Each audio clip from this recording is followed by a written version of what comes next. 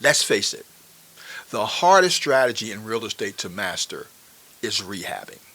There's so many different moving pieces that you have to control. And if you put on top of that the fact that you are a brand new investor, you put on top of that the fact that it's going to be a gut rehab, and you put on top of that the fact that it's multiple deals that you're doing, now you have a recipe for disaster. However, there is a method to the madness, and there can be a huge payday when it's done correctly. Hey, this is Charles Blair, the Mad Scientist. On this video, I'm going to show you exactly how two mastermind students of mine who are doing a total of 4 different projects have just basically conquered the process of rehabbing their first deals. This deal that we're going to look at in particular is a full gut rehab. I'm talking about only walls, barely. I'm talking about no floors. I'm talking about no ceilings. Doing a full gut rehab. This is Charles Blair, the Mad Scientist, and I want to personally thank you all for watching this video. If you want to learn real estate investing and how to use AI in your business, don't forget to join my school community. The link will be here in the description. As I was saying, I'm going to take you through an actual deal that 2 of my mastermind students are doing right now. As a matter of fact, it's one of 4 deals that they're currently working on, and we're going to go in and break down the numbers that count. So let's go ahead on a road trip.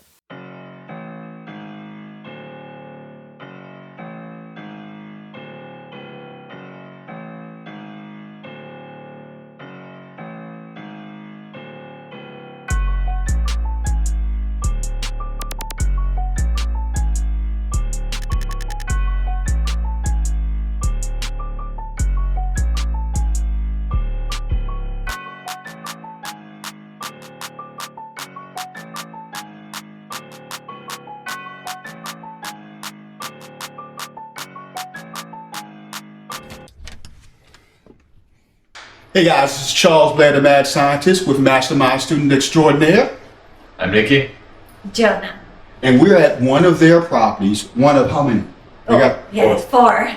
One of their 4 properties, and this one started out as I would say a gut rehab where nothing was in here. Only 3 walls. The roof was in the basement. So pretty much a gut. So think about that. The roof was in the basement. This was a deal that they came, was this the first one or the second one? The first BRRRR. This was the first BRRRR deal they've done, and this one was a deal that had a roof in the basement.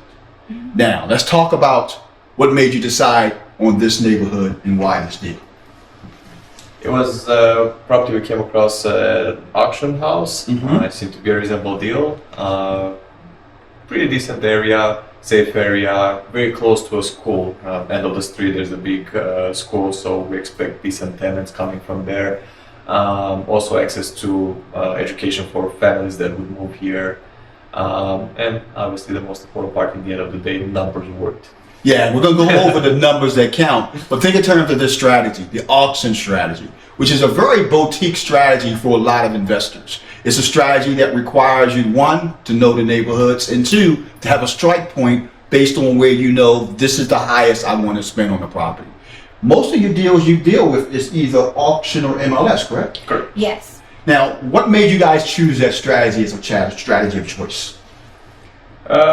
Ease of finding better deals. Mm-hmm. For our price range. We just feel that was a little bit less, not less competitive than open market, but in a way we just felt that we were being the most proactive, being able to be like hands-on and act on. So that's kind of like what we were open to other strategies. Right. We were working, like we learned from Charles, you know, like we had different strategies happening simultaneously. But auction was our first experience, so like everybody else, we were like, oh, this is afraid. Was not our ideal zip code, but because the numbers worked, we tried to think outside of the box and really make like lemonade out of a lime. That's how you say it. Yeah, that's it. And just be very carefully with everything. Like Charles also told us, you cannot cut corners, you cannot make exceptions, you have to stick with your numbers. And that's what we did. The fact that we built a house from ground up, literally from ground up, we ended up digging down the basement, everything. We built a house to very good standards for Section 8 and so on, where it had exact height for the basement. We were able to add another bedroom, bathroom, and so on to make it make everything work. Yeah, without going over the budget. That was very important for us. Very challenging. So let's talk about the numbers. What was your purchase price? 40,000. So you got it for 40,000, and how much repair work did you put into it? 130. So that's 170 total. Now I know people probably wondering, well, what did the house appraise at? Yeah. 245, 800. She worked very hard on that appraisal. That sounds like Yes. I knew on the last one. And he got some perfect cheat codes for the appraisal. One of the cheat codes was make sure you're here. I was here, I did the whole book. I was here for the appraisal inspection. I made sure that the house was presented perfectly. I had my own comps. I literally was like a lawyer. When he walked in, I was prepared. And I toured the appraisal to the property. I pointed out everything that would make this property stand out. We also staged the house just to make sure we can That's keep another it key more point. attractive. I know it's a little bit of extra money we spent for the appraisal, but also looks a lot better when you want to present it for rentals, when you have pictures for the rental market and so on. So in the end, I think it's a good investment. Yeah, because you have to think that there is so many options out there. Even for the tenants, it's not very easy to get a good tenant for a good amount. So we want to do the right things from the beginning and cause the best impression possible. So a lot of investors don't stage for appraisal and rentals, but we did chose to do that, and we feel that this genuinely helped. And it gave you a bump on the price. It did, because the appraisal value was so important for this deal. We had like 3 possibilities, which we didn't know exactly which one would be the outcome. This was the best outcome that we could expect. Actually, it was a little bit better than what we were expecting. We were hoping for 135. We got 235. We got 240. We're like, wow. It's and our lenders were impressed.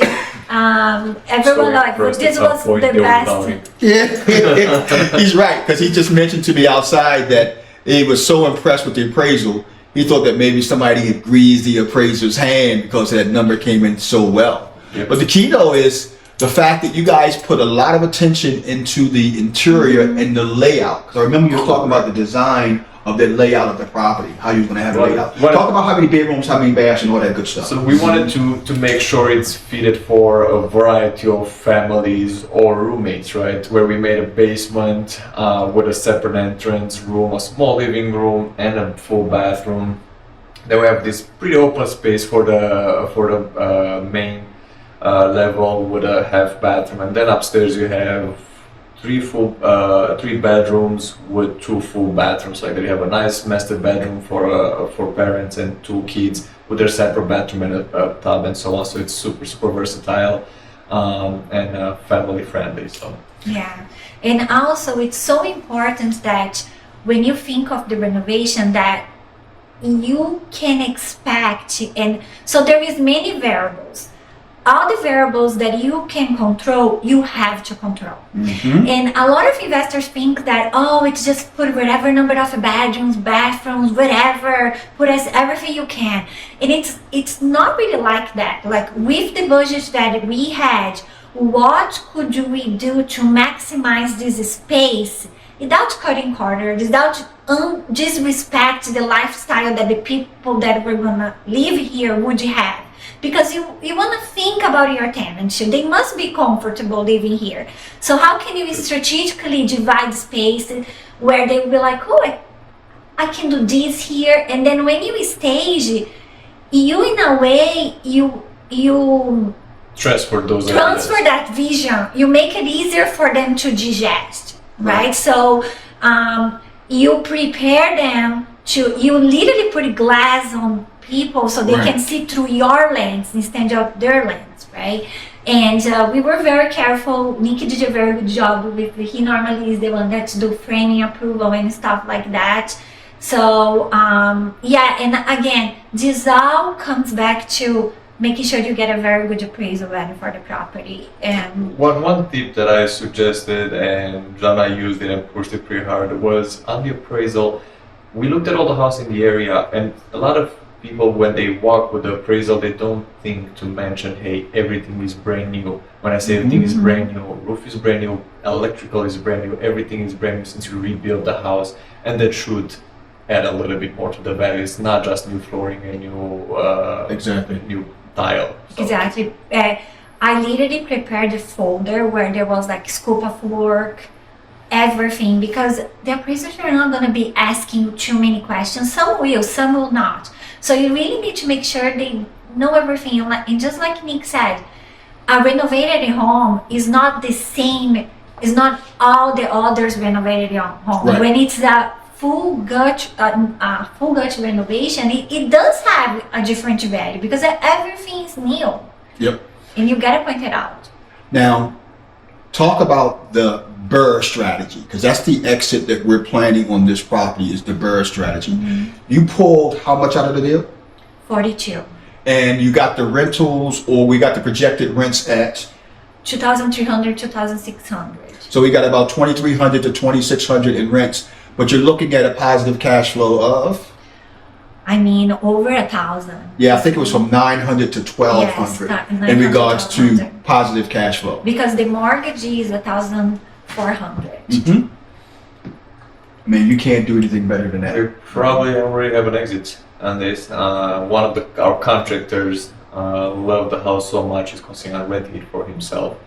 We're super excited about that. We might even give a bit of a discount on the rent, just because we know we have someone in here that's gonna fix everything if there's a problem. So that makes a little bit more ease on our end.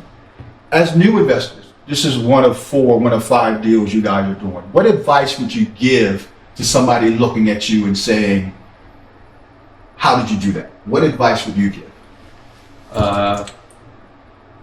Try and research a lot. Listen to Charles a lot. Bug him a lot, ask him a lot.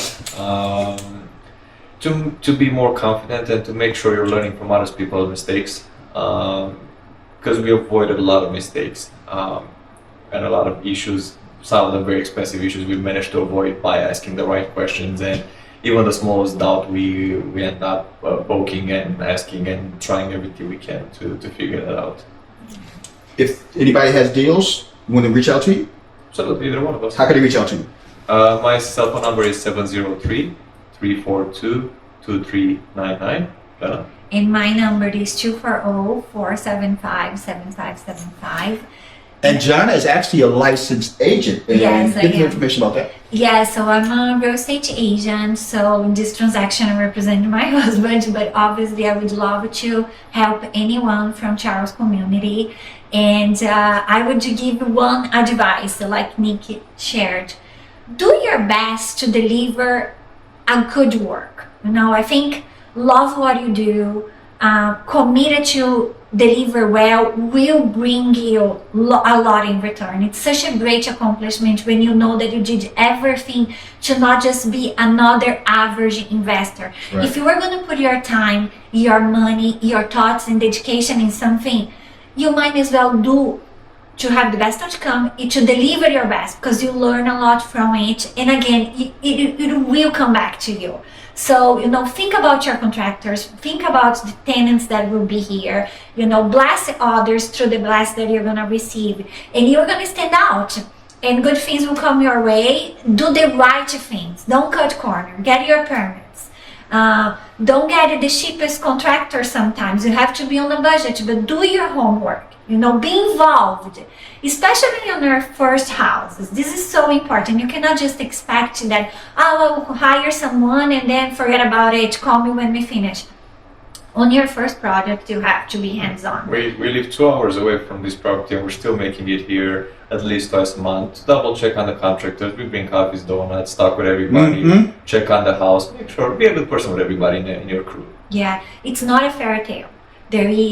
There is obstacles, but you can get it done. You have Charles, who is the best mentor out there. We're so thankful for him.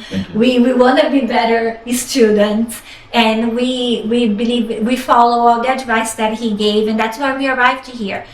You don't need to make mistakes that other people have done before. Learn from other people's mistakes, and that's what Charles helped Yeah, us. Charles made a lot of mistakes. Or